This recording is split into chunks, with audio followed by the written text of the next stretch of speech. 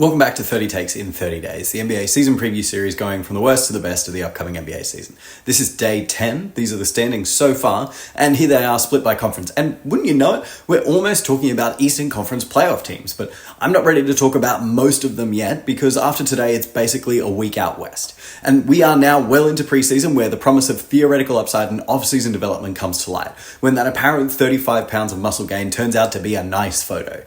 The place where Vit Krejci throws this absolute seed up court, and you have to wonder whether we've all been sleeping on the 37th pick from the 2020 draft, or if you've just found a new niche name that's going to absolutely crush at 2 a.m. when you're naming random NBA players.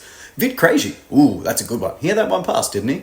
Which leads me today to Atlanta, because before I go on a Western sojourn, it's time to talk about the Hawks. And I literally just forgot about Zachary Ricochet again. And you know what? I kind of forgot about most of what happened in Atlanta's season last year.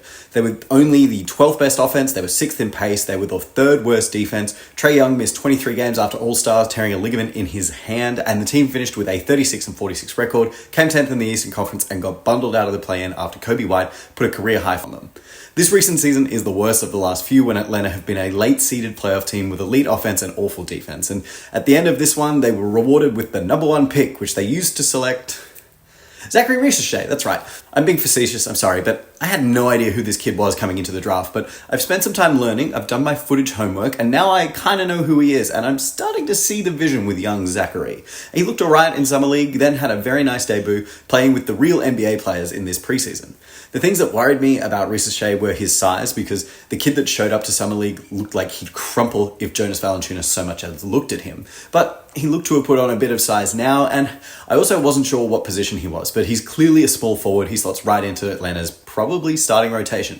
And he looks nice so far. He's got a good shot, he can finish with both hands, can create his own shot, he's athletic. It shouldn't be this huge revelation that the number 1 pick doesn't suck, but there was also fear that the Hawks front office got a touch of front office mania in their search for the next Wemby and figured, hey, this kid's French too.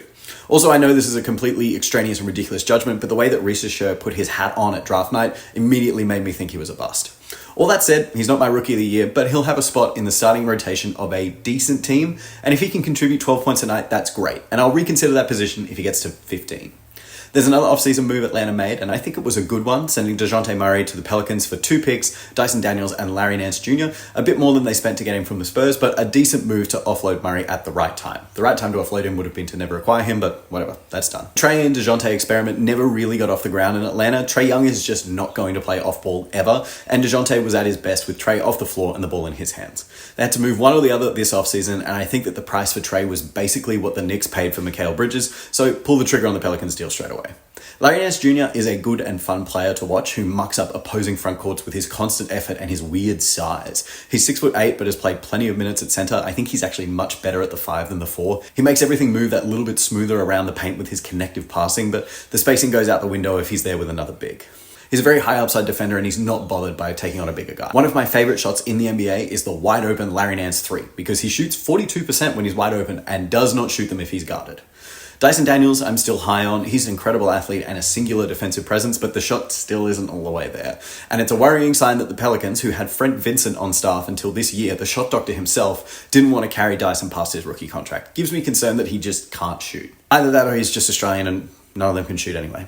I've spent all this time talking about these Hawks and not mentioned Trae Young yet, who was at one stage the greatest villain in the league and the touch point of so many hot takes, and is now just, oh yeah, Trae Young.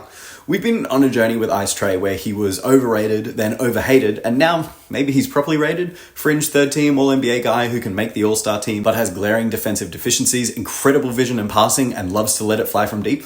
I personally love Trae. I think he represents something beautiful about the sport, but sometimes it's just about putting the ball in the basket, and there's no such thing as a bad shot if it goes in.